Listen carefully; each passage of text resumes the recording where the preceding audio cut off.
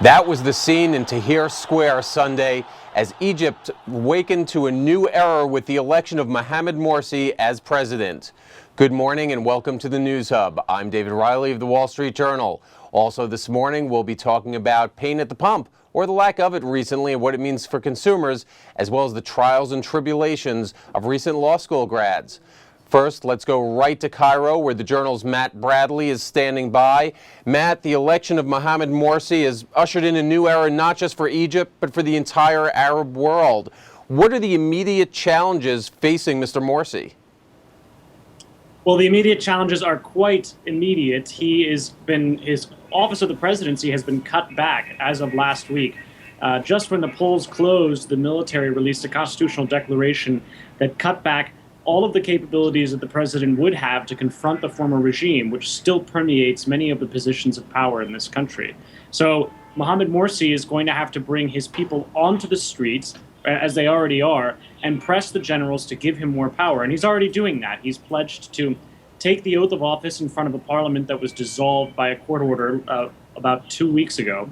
And he's going to continue to keep the Muslim Brotherhood's people in Tahrir Square. There's several, maybe a couple thousand, maybe tens of thousands of people in Tahrir Square right now who are demanding that the military reinstate parliament, which, as I said, was dissolved about 2 weeks ago, and give the powers of the presidency back to Mohammed Morsi. So it sounds like what you're saying is that the protests, which began over a year ago and led to the ousting of Egypt's longtime president Hosni Mubarak, are set to go on for some time further as the Muslim Brotherhood and the military jockey for power. Yes, Mohammed al-Taghi, who's a prominent member of the Muslim Brotherhood, he announced just after Mohammed Morsi was handed victory that they were going to keep their numbers in Tahrir Square until the transfer of power, which is supposed to happen before the end of the month or at the end of this week. So the Muslim Brotherhood says that they've learned their lesson from past problems and that they are not going to just leave the square and allow the governments to run, or allow the military to run roughshod over the transitional process that they started last February. So, Matt, clearly this is momentous for Egypt as they have their first freely elected president, but it's also a huge moment for the rest of the Arab world, but also a somewhat unsettling one. That's right. There's a lot of delicate diplomacy that has held this region together. The United States has strong influence, and they've been trying to protect Israel, and Egypt is one of the stronger Arab partners of Israel.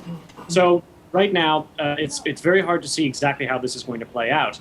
The Gulf, very wealthy Gulf nations such as Saudi Arabia, Kuwait, Qatar, the United Arab Emirates, they're all going to be very upset about the fact that the Muslim Brotherhood is ascending to the presidency because they don't want their own Brotherhood contingents within their own countries to be empowered and try to overthrow their rule.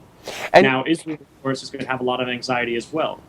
Exactly. That's going to be one of the key issues here of how this new government and Israel interact. What have been the early signs coming out of Israel as to how it sees this relationship going forward? Well, Israel has already made overtures toward the Muslim Brotherhood, and they were refused, not so much out of principle, but because the Muslim Brotherhood doesn't want to be seen as cooperating with Israel. So the Israeli government essentially asked if they could meet with the Brotherhood, some of the diplomats in the Israeli government, and the plans were made to do this, but at the end of the day, the Brotherhood backed down when news leaked to the press. So this is the issue.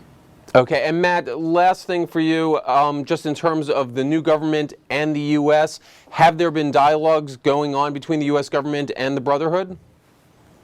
There has been dialogue going on between the U.S. government and the Brotherhood for years. The United States was allowed to meet, the United States representatives were allowed to meet Muslim Brotherhood members of parliament even before the revolution. But in the past year and a half, those meetings have increased, and congressional delegations, people like John McCain and John Kerry, they've come here and met with leaders of the Brotherhood. And it's an increasingly cordial relationship, and one that's being pushed by necessity.